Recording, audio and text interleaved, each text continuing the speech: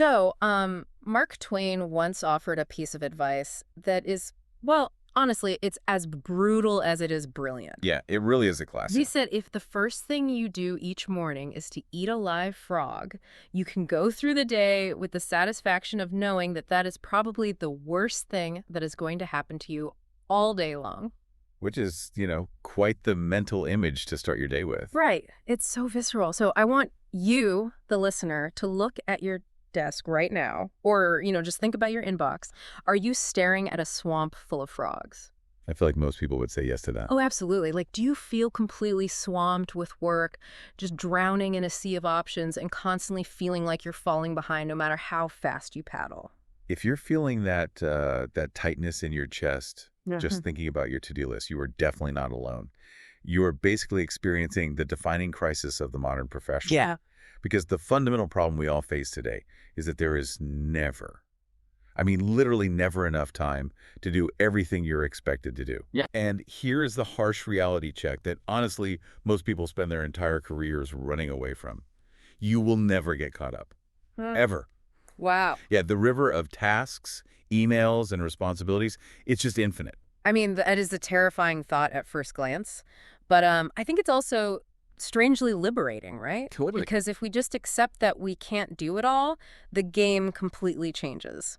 So today, we're taking a deep dive into the core philosophy of Brian Tracy's legendary productivity manual, Eat That Frog. Such a fantastic resource. It really is. And just to be crystal clear right out of the gate, we are not talking about culinary habits here. Right, thankfully. Yeah, the frog is just a metaphor for your biggest, most important task. It's the one massive, ugly thing you are most likely to procrastinate on if you don't actively, force yourself to tackle it. And what's truly transformative about this whole philosophy is how it flips traditional time management entirely on its head. Well, most people are desperately trying to optimize their way into doing more things, like cramming more into the same 24 hours. Right, the whole hustle culture mindset. Exactly.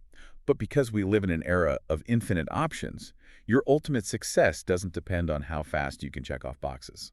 Interesting. Yeah, it depends entirely on your ability to decide what to do, and honestly, perhaps even more importantly, what not to do.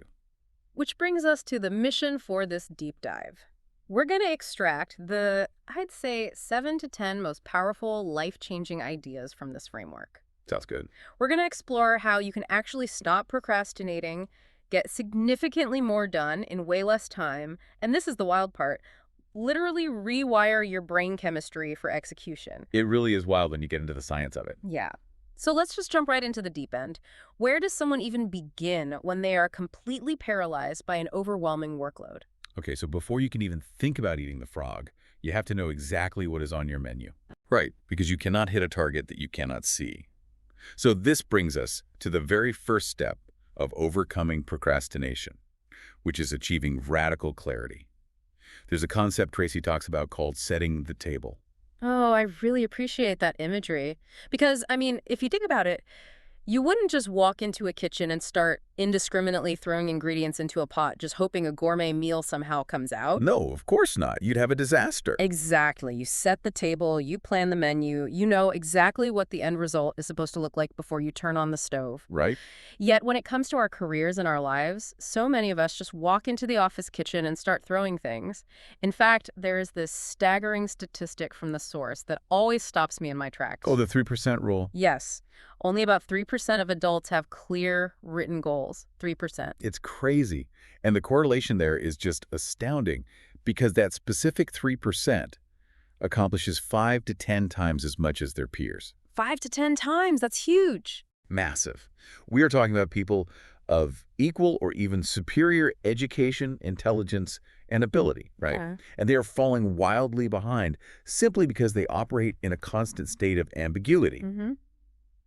When we look at the root causes of procrastination, people almost always blame laziness or, a lack of discipline. Sure, I just don't have the willpower. Exactly. Yeah.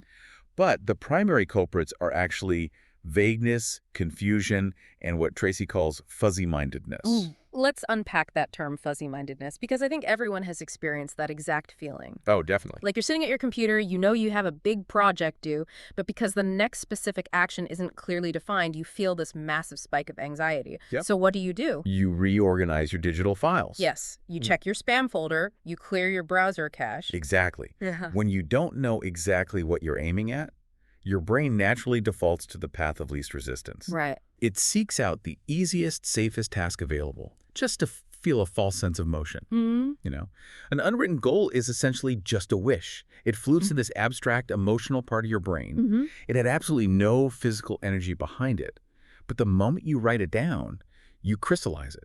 You literally force your cognitive processes to translate that abstract desire into a concrete, tangible form. You create something you can actually touch, see, and interact with. Precisely.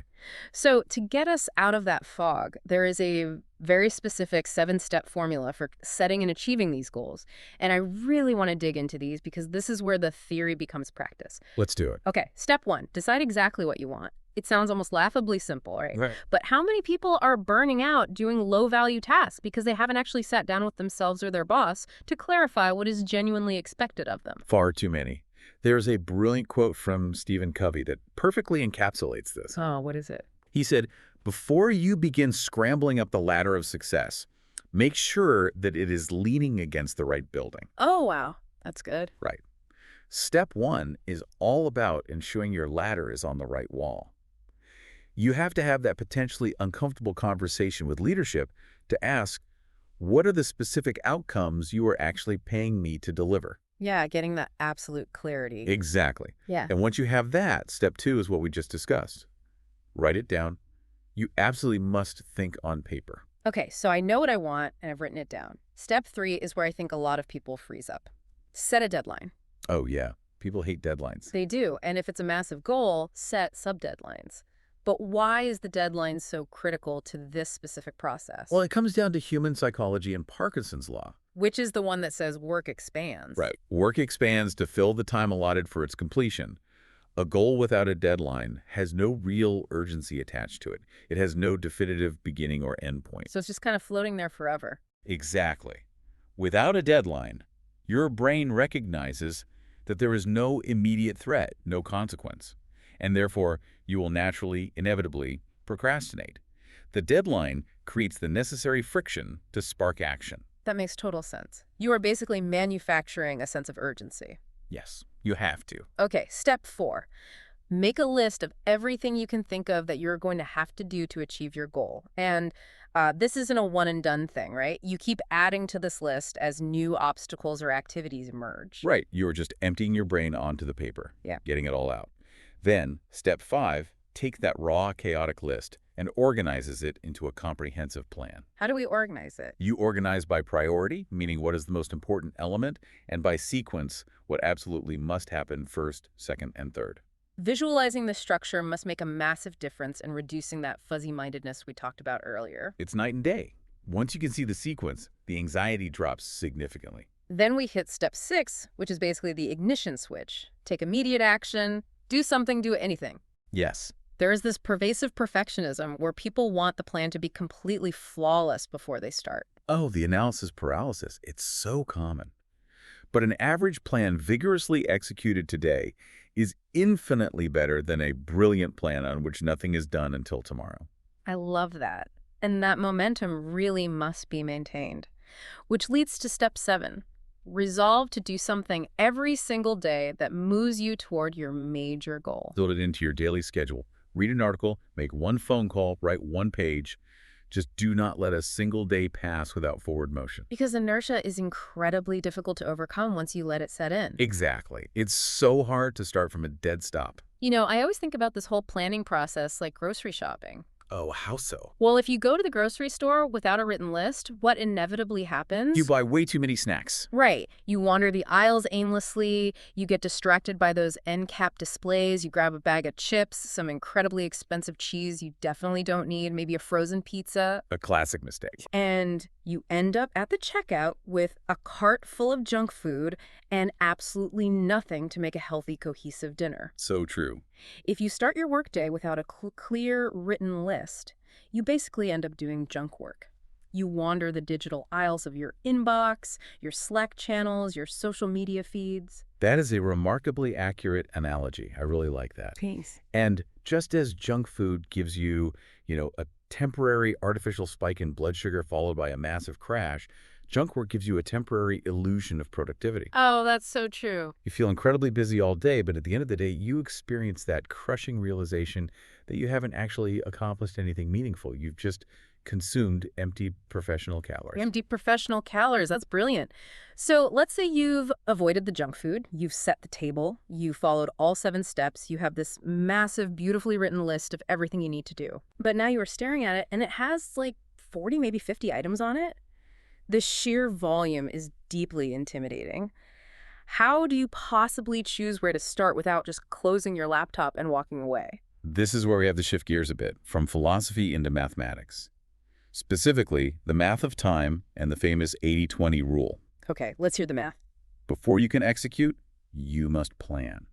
There is a fundamental principle here known as the 10-90 rule of planning. The 10-90 rule, what does that mean? It argues that spending just 10 to 12 minutes planning your day in advance can save you up to 2 hours.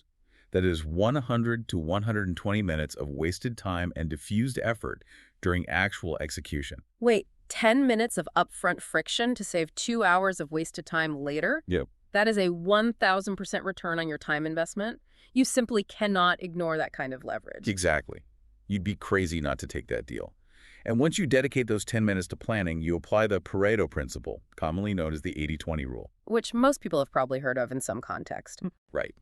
This principle dictates that 20% of your activities will account for 80% of your results. So if I have a list of 10 tasks in front of me, 2 of those tasks will turn out to be worth 5 or 10 times the value of the other 8 combined. here is where the rubber really meets the road, though. Because understanding the math highlights the great tragedy of the modern worker. It really does. Most people actively procrastinate on the vital few, that top 20% of highly valuable, complex tasks. Instead, they busy themselves with the trivial many, the bottom 80% that contribute almost nothing to their ultimate success. That's exactly what happens. But wait, I have to push back here for a second. Sure. Let's be entirely realistic about what it actually feels like to sit down at a desk on a typical Monday morning. Okay, paint the picture. You have 5 unread emails that literally require a 1-sentence reply. You have a quick expense form to approve. You have a coworker asking a super simple question in a chat app. Right, the small stuff. Yeah. Shouldn't we just clear up those quick, small things first? Get them out of the way, clear our minds, and build up a little quick momentum before tackling the massive, scary project? I get it. It's the most common temptation in the professional world. But I have to tell you, it is a massive trap. The core philosophy of this book adamantly refutes that approach. Resisting the temptation to clear the small things first is absolutely crucial to your long-term success. But why? It feels so incredibly satisfying to check off 5 quick things in 10 minutes. It feels like winning. It feels like winning, sure, but you are actually losing the war. Hi. It comes down to the habit loop you're actively constructing in your brain. Whatever you choose to do over and over eventually becomes a neurological habit. Okay. So if you choose to start your day every single day working on low-value tasks, you are actively building a habit of low-value work. You're literally training your brain to seek out easy, trivial wins instead of meaningful, difficult ones. Oh, wow. I never thought about it like that. Yeah, the hardest part of any major important task is simply getting started. But once you actually begin a valuable task, your mind naturally engages and is motivated to continue. Right. But if you exhaust that initial, precious morning energy on trivialities, you will never have the cognitive stamina left to eat the big frog. Wow. Okay, so going back to my grocery analogy, by knocking out the easy emails first, I'm basically eating the potato chips right before dinner and completely ruining my appetite for the actual meal. Precisely. You will appear to be incredibly busy all day long. Your keyboard will be clacking, your status on Teams will be set to active. Looking very productive. Exactly. But months will go by, and you will have accomplished very little of real, needle-moving value. You are constantly confusing activity with accomplishment. Okay, so I understand the danger. I know the 80-20 rule is the mathematical truth. I know I need to find my top 20% and completely ignore the potato chips. Right. But practically speaking, how do you actually apply this on a chaotic Tuesday morning when your boss is messaging you and your inbox is overflowing? Like, how do you actually sort the swamp? This is where the framework introduces a highly practical, continuous priority setting technique called the ABCDE method. The ABCDE method. Sounds simple enough. It is. It's basically a filtering system for your massive master list. Before you begin the very first task of your day, you take that list and you brutally label every single item with an A, B, C, D, or E. Let's break those down because the definitions really matter here. Let's start with A tasks. These are the absolute must-dos, right? Yes, an A task is defined as something that is critically important. It's something that you must do, or else you will face serious, tangible consequences if you fail to do it. These are your frogs. Okay, frogs. Now, if you have more than one A task, which, let's be honest, most of us do, Mm-hmm. you prioritize them further by labeling them A1, A2, A3, and so on. So what is the A1? Your A1 task is the biggest, ugliest, most intimidating frog in the entire swamp. It's the one thing that matters most. Got it. The A1 is the career maker or the career breaker. So what falls into the B category? A B task is a should do. It has only mild consequences if you don't do it. These are the tadpoles. Tadpoles, okay, like what? Like someone might be slightly unhappy or inconvenienced if you don't return an unimportant phone call right away, or if you delay reviewing a routine internal memo. Right. But failing to do it is nowhere near as catastrophic as failing an A task. And the cardinal rule here, which I think is just brilliant in its simplicity, is that you should never, ever do a B task when an A task is left undone. Never. You should never be distracted by a tiny tadpole when a massive, ugly frog is just sitting there waiting to be eaten. Exactly. You had to build a mental firewall between your A's and your B's. Okay, so then we move to C's tasks. Right. A C's task is something that would be nice to do, but there are absolutely zero professional consequences whether you do it or not. So we're talking about like having a coffee chat with a coworker in another department. Yes. Or maybe calling your spouse to confirm dinner plans during core working hours. Or reading a really fascinating but ultimately irrelevant industry newsletter. Exactly those things. They might be pleasant. They might even feel a little bit like work, but they have no effect whatsoever on your actual professional output. Makes sense. Moving down the line, D stands for delegate. The mandate here is that you must delegate everything that anyone else can possibly do. Why is that a must?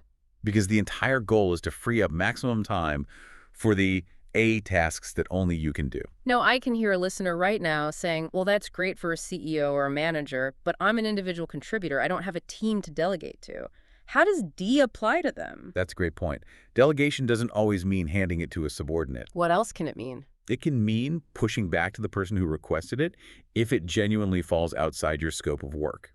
It can mean automating a report using software instead of pulling it manually every week. Oh, that's clever. It essentially means asking yourself, am I the absolute only person in this entire organization who can resolve this?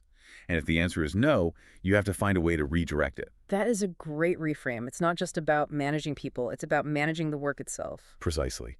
And finally, we have E tasks. E is for eliminate. The chopping block. These are the tasks that you can eliminate altogether, and it won't make a single bit of difference to your success. Give me an example of an E task. Maybe it's a weekly report you've been generating for 2 years that literally no one actually reads anymore. Or maybe it's a recurring meeting that has totally lost its purpose. We all have those recurring meetings. We do. And you continue to do these things out of sheer habit, or because they're easy and comfortable, but they are completely irrelevant now. Every minute you spend on an E task is a minute stolen from an E task that could actually change your life. Okay, so you look at your list, you are ruthless with the tags, you've identified your A's, but let's be honest, sometimes even within that A category, it is incredibly difficult to know which one is truly the A1. It can be tough, yes. Because everything feels like a fire. To help cut through that panic, there are 3 continuous questions the book suggests you should ask yourself to zero in on the true A1 frog. Yes, these 3 questions are the ultimate clarifying tools. The first one is, what are my highest value activities? And how do you figure that out? You don't guess. You ask yourself, you ask your team, you explicitly ask your boss. You must be crystal clear on what specific outputs actually bring the most value to your organization. Like, what is the core reason you are on the payroll?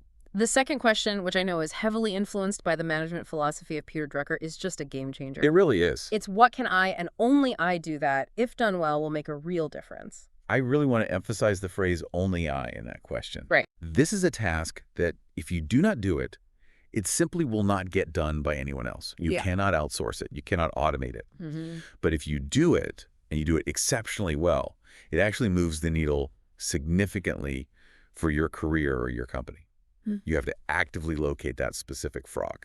And the third question, which is essentially a mantra you can just repeat to yourself every single hour of the day. What is the most valuable use of my time right now? That is the ultimate focusing question. Yeah. When you stop and honestly ask yourself that, the answer is rarely scrolling through my email to find something easy to reply to. Never. The answer is almost always clear. And honestly, it is almost always difficult. Your job is to discipline yourself to start and work on whatever that answer is before doing anything else. Let's ground this in reality, though. Right. The listener has tagged their list, they've asked the 3 questions, they know exactly what their A1 frog is. But what happens to all the collateral damage? What happens to all those D&E tasks? And honestly, even the C and B tasks that people are still expecting them to do. Right. We have established you can't do it all. The ocean waves just keep crashing. People are still going to be knocking on your door, asking for things.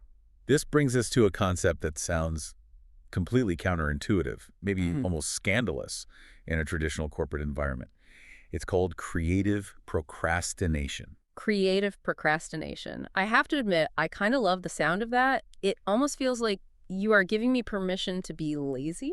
I promise it is not laziness. It is deliberate, strategic resource allocation. Okay, unpack that for me. The truth we all have to accept is that everyone procrastinates. It is literally impossible not to. Right, because there's too much to do. Exactly. So since you are going to procrastinate anyway, you have to do it on purpose. You must deliberately, consciously put off the low-value tasks. Yeah. You intentionally delay eating the smaller, less ugly frogs so you can marshal all your energy for the biggest ones. So it's an active choice, not a passive failure. Yes. And there's a profound shift in vocabulary here. We all know what priorities are. We talk about them endlessly. But to execute creative procrastination, we have to understand posteriorities. Posteriorities. What exactly is a posteriority? Well, a priority is something you do more of and you do it sooner. A posteriority is something you do less of and you do it later if you do it at all. That requires a massive shift in mindset, though. Massive. Because it involves a lot of emotional friction. For you to take on something new and valuable, you must complete or completely abandon something old and less valuable. Getting in requires getting out. Exactly. Picking up means putting down. You have to just make peace with the fact that some things are simply going to be left undone. And honestly, you are going to let some people down on the trivial things. The emotional friction you mentioned is so real. I want to share a deeply illuminating story from the book to illustrate this.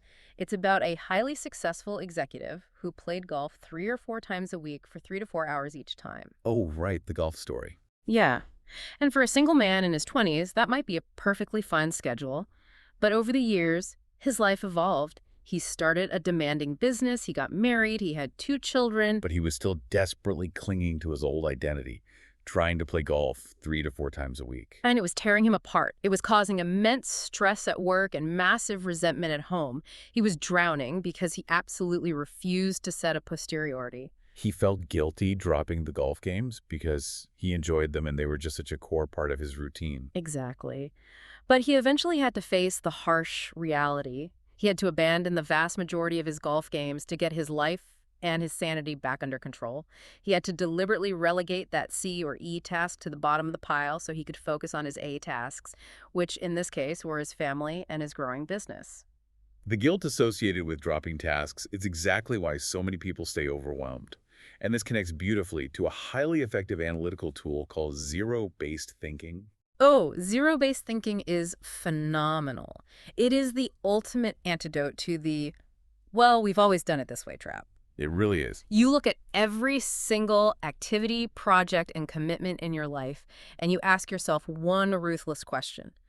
If I weren't already doing this activity, knowing what I know now, would I start doing it again today? It is such a phenomenal clarifying mechanism. If you look at a weekly meeting or a volunteer committee you are on or some specific reporting process, and the honest answer is no, knowing what a drain this is, I would absolutely never agree to this today. Then what? Then it is a prime candidate for immediate abandonment. it immediately becomes an AD Tostat. You kill it. You drop it completely. This is exactly how you clear the swamp. Because you can't find the big frog if you are drowning in a sea of legacy commitments that just no longer serve you. Precisely. You have to clear the brush. Okay, so let's paint the picture for the listener. They've done all the hard work. They've set the table with written goals. They've done the 10-90 and the 80-20 math. They've ABCD'd their list. These are prepared. Yes. They've practiced creative procrastination and dropped the legacy tasks using zero-based thinking. The swamp is clear. Their massive A1 task is sitting right in front of them on the desk. The big moment. But the frog is just so big, it is so incredibly ugly. They usually are. The project spans multiple departments, it requires skills they aren't entirely confident in, and they are completely paralyzed by the sheer friction of starting. It literally physically hurts to look at it.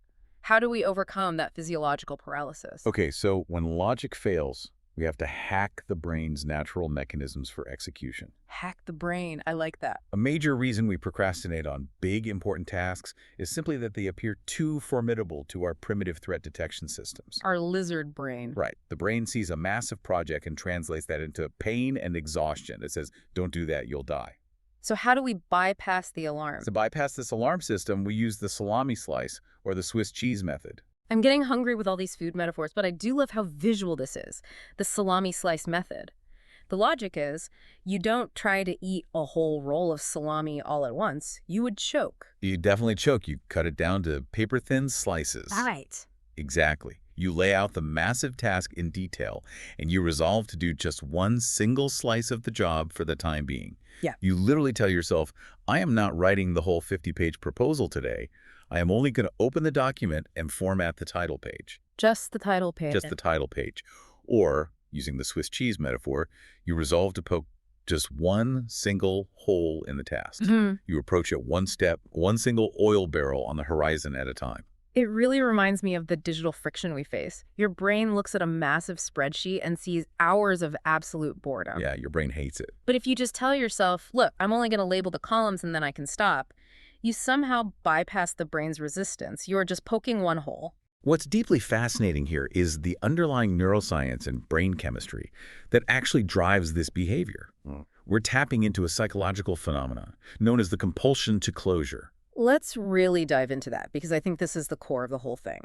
What exactly is the compulsion to closure and why is it so powerful? Deep within your subconscious, forged by millions of years of evolution, your brain has a profound urge to bring finality to a job or a project. Okay. In early human history, finishing a task like building a shelter or securing a food source was literally a matter of life and death. Right. If you didn't finish, you didn't survive. Because of that, when you satisfy that deep-seated need by actually finishing a task, your brain rewards you. It releases a massive rush of endorphins. Endorphins. The body's natural painkillers and mood elevators, that's the exact same chemical responsible for the runner's high. Precisely. The completion of a task, even a tiny salami-sliced piece of a larger task, triggers an endorphin rush that gives you a literal chemical high. Wow. You suddenly feel more positive, more personable, more creative, and significantly more confident. And here is the secret weapon of high achievers. What is it? The bigger and more important the task you complete, the greater the surge of endorphins. So by forcing yourself to take that very first salami slice, you are essentially tricking your brain into giving you a hit of endorphins, which then propels you to take the next slice. You are manufacturing your own momentum. Exactly. There is a phrase for this in the book that is just wild. Positive addiction. Positive addiction. It is a remarkable life-altering concept. We usually associate addiction with incredibly destructive behaviors. Right, gambling, drugs, whatever. But you can actually addict yourself chemically and psychologically to the confidence, clarity, and competence that comes from task completion. That is amazing. When you develop this positive addiction, you begin at a completely unconscious level to organize your life, to continually start and complete important projects. You literally crave the high of eating the frog. You literally rewire your brain for success. You transform from someone who dreads the work into someone who craves the completion of it. That's the goal. So you've taken that first bite, you slice the salami, the endorphins are flowing, you feel good, you are in the zone. Right. But then your phone buzzes. Or an email notification pops up on your screen. how do you ensure you don't get completely derailed halfway through and lose all that precious momentum? This requires mastering the ultimate discipline of execution, which is called single handling. Single handling. Once you get going, you must keep going. Single handling demands that once you begin your A1 task, you work on it 100%, with absolute singular focus until it is entirely complete. No diversions, no distractions, no quick checks of the inbox. That sounds exhausting. You really have to police your own mind. Like, you have to actively urge yourself onward. When the urge to check your phone hits, you almost have to mentally shout back to work over and over again to break the distraction loop. You really do. And the reason this is so utterly vital comes down to a shocking mathematical reality. It has been estimated that the tendency to start and stop a task, to pick it up, work for 10 minutes, put it down to answer a message, and come back to it later. Which we all do.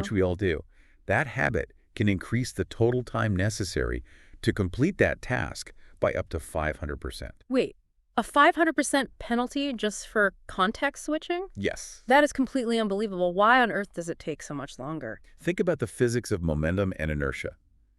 Every single time you return to a task after a distraction, you have to re-familiarize yourself with exactly where you were. Right, like where was I? Exactly. You have to remember your thought process. You have to overcome the emotional inertia of starting all over again. You have to rebuild your momentum and get your brain back into a productive, deep work rhythm. That all takes time. But when you concentrate single-mindedly, you move smoothly down an efficiency curve. Every time you stop, you break that cycle and slide all the way back to the bottom of the hill. It is exactly like pushing a heavy boulder up a steep hill. If you just put your head down and keep pushing, it is painful, it is hard work, but you make steady progress toward the top. Yes. But if you stop halfway up just to check your text messages, you have to let go of the boulder. It immediately rolls all the way back down to the bottom, and you have to expend all that massive initial energy just to get it moving again. That is a perfect visualization. It is the ultimate test of self-discipline. As the writer Elbert Hubbard defined it, self-discipline is the ability to make yourself do what you should do when you should do it, whether you feel like it or not. Whether you feel like it or not. Single-handedly is the purest expression of that discipline. Now, pushing that boulder up the hill without stopping is brutal work. But there is a strategy to make the boulder feel a little lighter or, to make yourself a little stronger so the friction isn't quite so intense. Right. And that strategy is constantly upgrading your key skills. Absolutely. Yeah. Because friction often comes from incompetence. A refusal to allow a specific weakness or a lack of ability to hold you back is essential for eating big frogs. Right. We have to remember that business skills are not genetic traits. Everything is learnable. If your typing speed is what makes answering long emails painful, take a weekend and learn to touch type. If presenting data is your A1 task, but public speaking paralyzes you, go take a course. One of the most actionable pieces of advice regarding skill building is how to actually find the time to do it. Because everyone claims they're too busy to learn. Everyone's busy. There is a great observation in the book that the average car owner spends anywhere from 500 to 1,000 hours a year sitting behind the wheel. That is a massive amount of trap time. Exactly. You must turn that driving time into learning time. Turn your car or your daily commute on the train into a university on wheels. You can become one of the smartest, most highly paid, most capable people in your specific field simply by listening to educational audio programs while you travel. And I just have to point out to the listener, you are actually already doing this right now. You are. By listening to this deep dive, you are actively upgrading your software. You are taking your commute or your gym session or your time folding laundry and turning it into a competitive advantage. You are already ahead of the curve. It is all about taking radical responsibility for your own continuous improvement. The more you learn, the more competent you become. The more competent you become, the more confident you feel. And the more confident you are, the less psychological friction there is when it comes time to sit down and single-handle that massive, intimidating frog. Okay, we have covered a truly massive amount of ground today. We've unpacked the psychology, the math, and the mechanics of extreme productivity. Let's trace the through line one more time just to solidify these concepts for the listener. Great idea. First, before you do anything, you have to set the table. Escape the fuzzy-mindedness by getting radical clarity and writing your goals down using the 7-step formula. Move the abstract wish into physical reality. Second, you must respect the math of time. Remember the 10-90 rule. 10 minutes of planning save 2 hours of execution. Do not fall for the trap of the quick wins. Use the 80-20 rule to relentlessly separate the vital few tasks from the trivial many. Third, organize the swamp on your desk using the ABCDE method. Find your ultimate A1 task by constantly asking yourself, what are my highest value activities and what is the most valuable use of my time right this exact minute? Fourth, embrace the emotional friction of creative procrastination. Put off the tadpoles. Learn to say no. Abandon the E-tax by utilizing zero-based thinking to eliminate legacy commitments. Fifth, when you finally face the big frog, hack your brain's compulsion to closure by slicing the salami. Take that very first tiny step to trigger the endorphin rush and build positive addiction. And finally, lock in. Practice single handling. Refuse to stop pushing the boulder until the task is 100% complete, and continually upgrade your skills to make the push easier next time. When you combine all of these elements, it is not just a time management system. It is a comprehensive framework for completely taking back control of your career, your energy, and honestly, your life. It really is a life philosophy. So we never want to leave you with just theory. We want to leave you with a concrete physical action plan, something you can execute today to start rewiring your brain. Here is your step-by-step mission. Let's hear it. Number 1. Tonight, before your head hits the pillow, take a piece of paper and make a written list of everything you have to do tomorrow. Just get it completely out of your head. Number 2. Apply the ABCDE method to that list. Be absolutely ruthless. Find your E's and cross them out entirely. Then identify your absolute, undeniably most important A1 task. And number 3, tomorrow morning, when you sit down in your workspace, ignore everything else. Do not open your email. Do not look at the news. Do not check your messages. Take one single salami slice out of that A1 task and refuse to stop, refuse to let go of the boulder until that slice, or better yet, the entire frog is completely gone. I want to leave you with one final, deeply provocative thought to mull over as you look at your to-do list. Okay.